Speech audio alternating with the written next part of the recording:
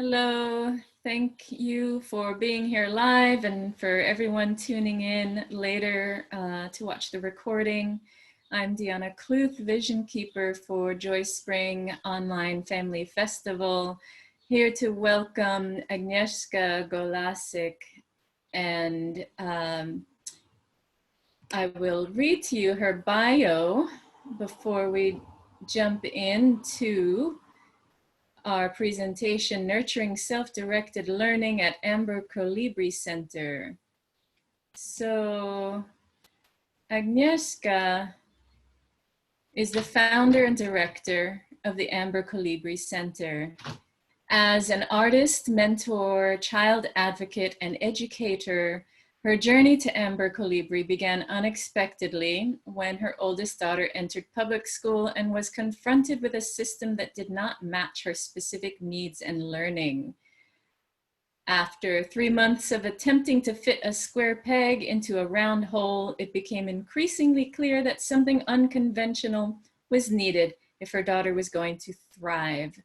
As such, Agnieszka turned to homeschooling and unschooling and later became a teacher and parent at South Mountain Co-op Democratic Free School before founding Amber Colibri Center in 2017.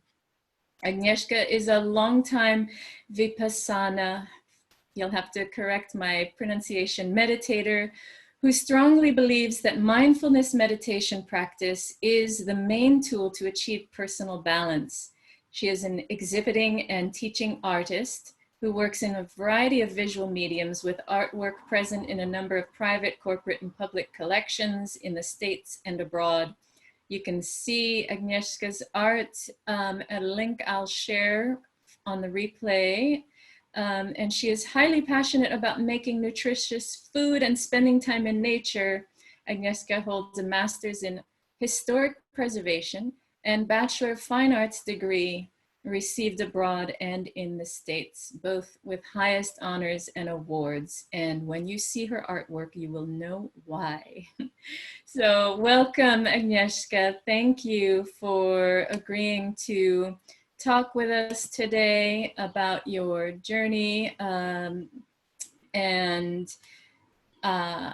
Just first, I know I mentioned it a little in your bio, but can you embellish what prompted you to open ACC, and if you like how you went about doing that, and what practical steps you suggest for anyone wanting to get started? Okay, so welcome everyone. I want to thank you, Diana, for having me here and giving me this opportunity to talk, and to share what I know, what my experiences are. So, as you wrote in the bio, obviously my child. This is when all of this started. My oldest, who is now 10, she was 5 at the time. When she entered kindergarten, here, we moved we moved from Brooklyn, bought house here. When she entered kindergarten, I didn't know at the time that kindergarten is not mandatory. So I thought that, that I have to send her. And within 2 weeks of going into kindergarten, she told me, when I was putting her to bed, she asked me, "Mommy, please don't send me to school anymore because, I know that school will kill my creativity." And something like that coming, from a 5-year-old, and me being an artist, it's like something really, really hit me and struck me deeply.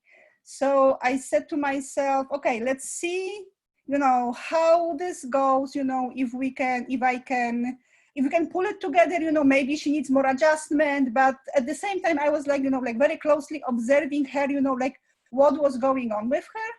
And basically within, 3 months, we decided that, no, this doesn't work for us. It doesn't work for her. We have to, we pulled her out from kindergarten and saying, and, by that time, I realized that I didn't have to send her, I can give her, 1 year more of what I thought, at that time will be a normal childhood. And yeah, and then kind of like, I started to thinking maybe, maybe like within that time, I can explore other options like homeschooling, I was, we just moved in, like, I was new here. I didn't have any friends. She didn't have any friends. So I was like, okay, so let me see, of how, because like kind of like homeschooling was always at the back of my mind, but I was like, English is not my first language. I was like always kind of like cautious, will I be able to do it?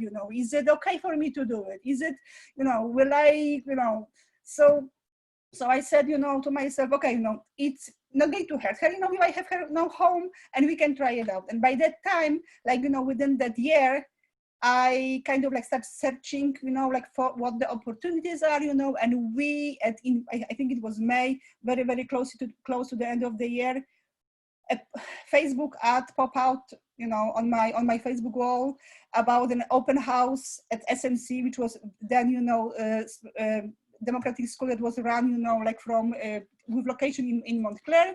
I went there and I was like, kind of, oh, I think, we can pull another year here, kind of like, she, I something like clicked for me, the way, how everything was presented, the vibe of, of the method, that they were using. So we joined we didn't decided not to send her, like when she was 6, we joined in, like, for another year, and then like within that year, like something like, like open up in immediate, that I realized that, there is a whole universe out there that, that open up to me, showing that, other ways of educating children are possible. And those other ways like align with me much, much more.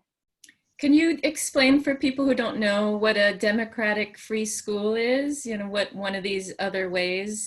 Okay, so basically, like, what this school was, about, and this, because like every democratic school is a little different, but the main principle is that children and adults, being those teachers or parents, whoever, like runs the program, they share decision making, and this can be done in 2 different styles. It could be through voting, that every person has 1 vote, and every decision is being discussed, and they vote on it. So and then if something, if the majority, kind of like rules, or it can be based on consensus, which SMC was about, that, then, every decision that was being, like made, we had to reach a consensus that everyone is okay with doing whatever, was proposed to, to do. So children could, make proposals, adults could make proposals, and there was always discussion around every like major thing that, that applied, to that school, major or small, it really depended. And is this the model you used for ACC or? Not necessarily, because we used it, but not in a way SMC used it. Because what I've learned, when observing SMC is, it was that, that this method not necessarily works for smaller children, and my children were small, at the time, Julia was 6 and Maya was 4. Because younger children didn't really have an attention span to participate in long meetings, to have focus, so it was kind of like, they wanted, and it wasn't only my children, they sat with me there because, I was participating, but younger children in general, they had a very, very hard time with dealing, the logistics of the meeting, basically. So what I took out, from there is that, that the voices of children, they need to be heard, and, and we have to ask them, but at the same time, we have to organize stuff for them, because, they are, at that age, that it's hard for them, to organize everything, they have ideas, and they really, really need help with implementation, but, but they are not necessarily about, like, yes, they can help you, but, at the end of the day, most of it falls on on other adults, you know, when children are small. Because, you know, the group of teenagers who were there, you know, they were capable of doing everything, you know, running discussions, you know, like participating in them, you know, like implementing whatever, you know, they were, you know, wanted to implement. Younger children, you know, they observed, you know, they participated, but they didn't have that, you know, long-term attention span, you know, that would require, you know, to bring everything, you know, to fruition. Right. So in planning for ACC, obviously you were gearing it towards the younger ones because your Yes. child was younger. And so for someone who is interested in starting their own learning center, what is the, I guess if you had, in the short amount of time we have together, what is the single thing you would suggest for where they should begin? And, you know, maybe what major obstacle to look out for that you learned on the way that they could avoid? So first of all, you know, they obviously, you know, if they want to do it, you know, with a bigger group of, you know, kids, you know, they have to find families who strongly align with their vision, basically, like, you know, that, you know, it's like, you know, they have to be, whoever, you know, wants to start, they have to be very clear about what is it that they want to do and how they want to, you know, like do it, because this will help them, you know, having that strong vision will help them. And that, you know, and even though I had the vision, my vision kind of evolved, you know, during those 3 years, because, you know, at the beginning it was just an idea, but even, you know, within that, you know, I learned that, you know, that the stronger my voice were, you know, the easier was for me, you know, to kind of, you know, get the people, you know, who wanted to, you know, wanted their children to be educated the same way as I wanted my children to you know, to be educated. So that's, you know, that's number one. And deciding, you know, on how, if they want to run, you know, a program like this, you know, if this, because our program runs 4 days a week, and it doesn't have to be this way, because, you know, I participated in other clubs, you know, before, you know, that they were only meeting like 1 day a week, 2 days a week. So kind of, you know, deciding on a structure that will fit their personal life. Because it's like, you know, there will always have to be a person that I cannot go right now. I cannot go right now. Nie mogę teraz iść. Nie mogę teraz iść, Jarek. Nie mogę. Potem ci wytłumaczę. So there was always you have to, let me backtrack a little. I was saying about what I was saying about. You see, yeah, I was. I'm muted. Okay. Just to give someone advice about any obstacle that you faced, or any practical step that you suggest. So basically, like, you know, whoever, you know, wants to run, you know, they have to kind of have a clarity of what really fits their personal lives. Because, like, for me, no, it started small, and it roll out, you know, like, you know, it get traction, and it roll out, you know, kind of, you know, like big, you know, because I started, you know, well, with 3 kids, and out of those 3 kids, you know, two were mine own. So and then, you know, by March of this year, you know, I had like, I think the biggest day, you know, it was like 18 kids, you know, which is a huge jump, you know, like within 3 years, taking into account that, you know, that everything was done, you know, like with very limited resources. And, you know, and was trying, you know, to bring everything like together and to feed this, you know, into my life and into like a love of my children. So yeah, this would be, you know, like number one, like to really like think about, you know, what can be done that will be still doable and not affect a person's life in negative way. Yeah. So like in terms of time commitment, resources commitment, money commitment, you know, all of this. So that, you know, this would be something that, you know, that the person will really have to take into considerations before even like, you know, kind of like thinking of, you know, starting, you know, something, you know, like that, because it can very easily, you know, it can get traction, and then it's like, okay, you know, where is it, you know, that, you know, it can be like overwhelming, basically. It can get to the point that it's of, you know, of overwhelming. Thank you. I have a a question I'd love to talk about too, of like, how do we continue to help our children thrive naturally in nurturing environments in the current climate? You know, I would love to hear how this quarantine has affected the center, if you would share that, and how you might be embracing an unwritten future, leaving open a blank canvas, so to speak, for a new iteration of ACC to manifest in the time. But before we launch into that, I would love to allow, because we can also always answer that question in writing. I just want to open up and take a moment to see if anyone else has any questions, specific questions relative to their life and their thoughts. I have no questions. I just am enjoying the conversation and liking to hear how Amber Colibri got started, and you know, right, what's next? I want to know. Yeah, that's it for me. Kate, do you have any questions?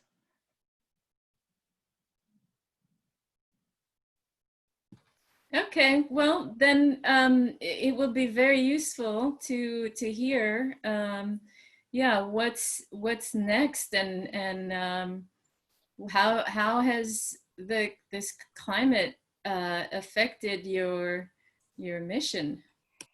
So, you know, as you know, right now, you know, we are at pause. You know, we had to pause because, you know, it's like with all the turmoil, you know, created, you know, by pandemic, with all the, you know, like problems, uncertainties, you know, the best way, like, after talking, with the ACC board, you know, the best way, you know, we find out, you know, it's kind of like to pause it for now and to see, you know, where all of, where the like overall situations evolve.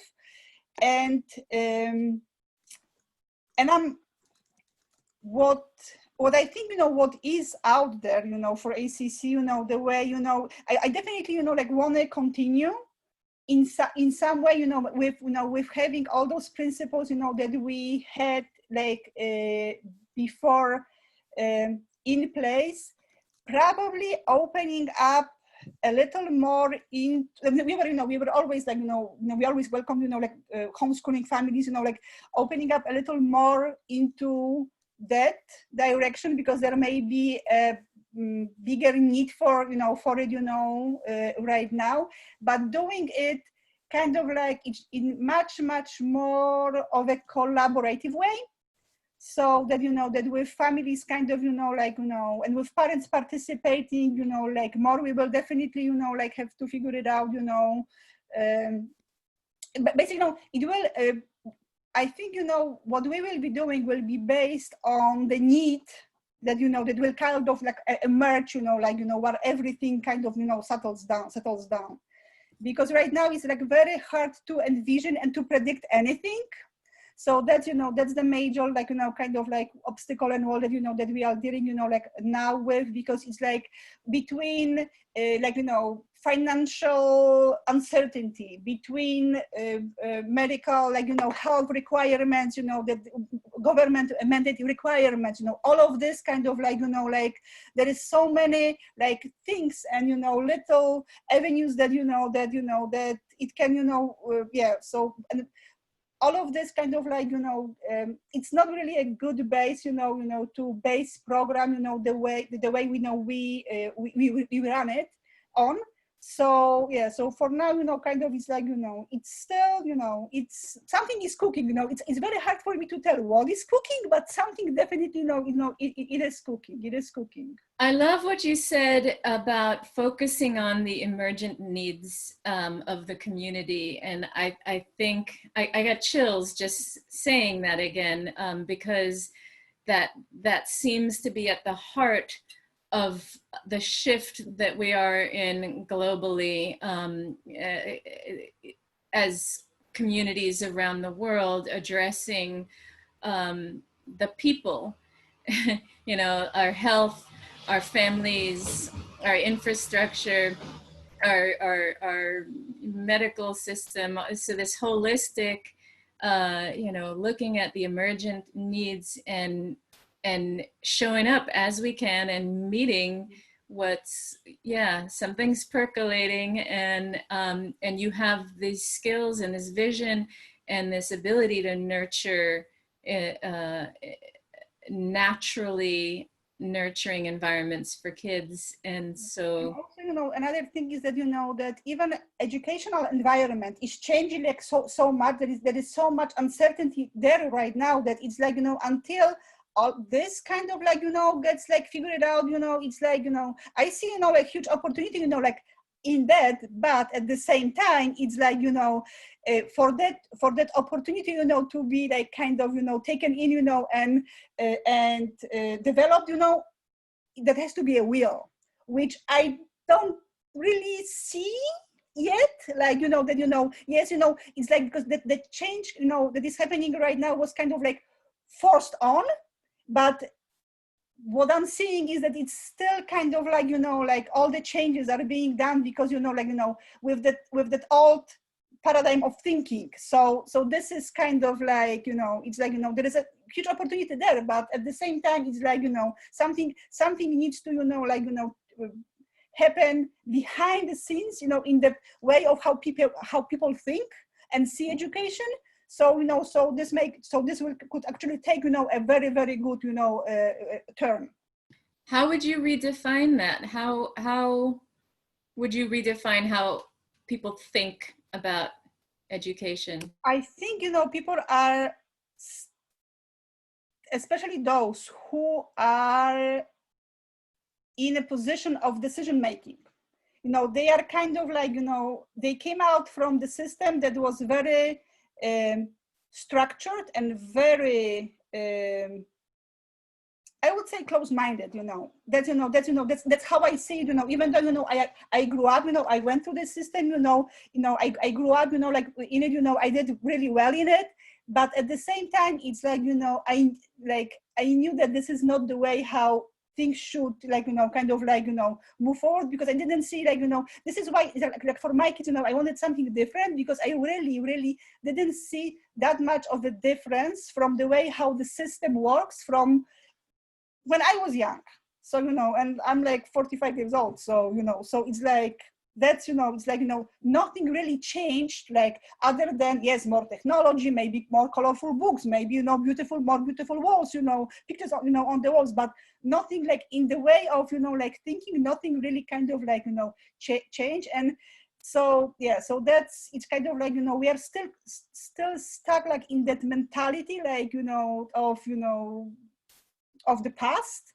So that's, you know, that's what kind of like, you know, it's like, you know, we will have to have like, you know, if those people in position of power, you know, who have a power of decision making, you know, would be like visionaries, you know, what can we do, you know, how can we make it better? It's like, you know, this would definitely, you know, change something. But right now, everyone is kind of like focused, like, you know, okay, how do we make whatever we have safe, like, you know, and that's, you know, kind of like, yeah, even though I find like, you know, smaller, you know, classes, you know, less, you know, like, you know, good for children, but at the same time, with all the other restrictions, like, you know, that's like, you know, like with cutting art, cutting music, yeah, this doesn't, you know, like kind of, you know, like resonate at all with me, because I know that the best learning actually happens through those three, and you can incorporate everything to it, everything. Because, you know, we've done, you know, in ACC, math through movement. Art was the base for everything. And we all, like with music, yeah, we did dance and music. You know, music, you know, was kind of, yeah, I shouldn't, yeah. So this was, you know, we had like instances of here and there, bringing, you know, like outside facilitators, you know, that, you know, with drums. But, you know, this was something, you know, that if I will look into it, you know, this would be one of those areas that I would like to kind of develop more. But all the other ones, yeah, it is possible. It is possible. I love the point you make about how things haven't changed all this time, and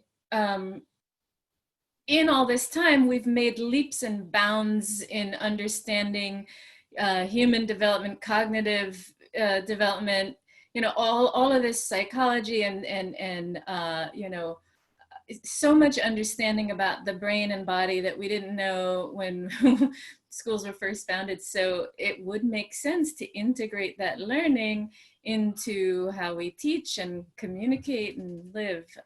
So yeah, thanks for bringing all this, these points. But even like, you know, like just like reflecting shortly, like, you know, on just on the pandemic and on my personal, like, you know, like change, you know, in like, to be honest, like from a homeschooler, my family like became unschoolers. Like, you know, there was, you know, like, because my children, you know, I wouldn't, we really did much more with them, or I did much more with them like before pandemic. Like, during pandemic, it was like, you know, I had to like, okay guys, you know, you do whatever you want to do because I have to do other stuff basically, right now. And something that I would never think before that I would say, that because like I was always like, you know, on a bridge of, you know, how much game time, you know, I should allow them to have, you know, it's like, you know, but this is something that actually prompt my, I cannot do it right now. I know, I will be with you in a second. Majeczko, I cannot do it right now. 2 minutes. Majeczko, I cannot do it right now. I will be with you in a second. So, yeah, so it's like, you know, they basically like, you know, like, yeah, I would say, you know, I would never allow that much time on the computer, on the screen before, but I kind of like, you know, I had to like give up, you know, my control, you know, like, you know, in that area, because, you know, it's like, you know, it was either me going crazy or me saying, okay, you know, this is what it is for now. And I will see, where this goes. And my children actually, you know, like get really motivated to learn how to read. Like really, I'm telling you, I'm like blown away by, I would, yes, you know, I had friends saying, who are unschooled, saying that it's possible, but always at the back of my, no, that's not really possible. I know, I don't see it happening, you know, in my case. Seriously, that's what, I don't see it happening, you know, and I saw it like with my own eyes, basically. Yeah. With my kids, like, you know, like being like emergent readers, you know, to going like to reading, actually, to reading, you know, to reading, not only on the computer, to reading books. So, and it happened like without me really like, you know, like doing anything. Yeah. Just right now, out of the way. yeah, I just, you know, went completely, you know, out. And yes, I know that right now, you know, they ask me for a lot of help, asking, you know, how to spell this, you know, how to do this, you know, how to write, you know, so I'm constantly like, you know, like with them, but, you know, and helping them, you know, like to put, you know, whatever they want to put in the chat, you know, when they are playing, but at the same time, I see, you know, how much faster, you know, they are learning. And without really struggle. Yeah, that's so great. I wish we could talk more. We've got another session lined up right after this. Did you have any closing comments or words? I'm going to put your contact information for people if they want to reach out to you. Were you available to answer questions? Yes, of course. Yeah, so I would say, you know, like, you know, if you are thinking of starting something, you know, just, you know, have courage to do it. Just do it, you know, and the path will unfold, you know, even though, you know, you don't have, you know, like, you know, have only clarity on, you know, of how much of your time you can invest, and you are willing, you know, and everything the rest will kind of unfold slowly for you. That's, you know, that's my closing statement, basically. Oh, we cannot hear you, Diana. That is really wise counsel. Yes. Thank you so much, Agnieszka, for being here. And for those of you who showed up to listen live and are watching this in the future, good luck with your endeavors. And reach out to Agnieszka if you have any additional questions. Okay. Thank you. Thank you.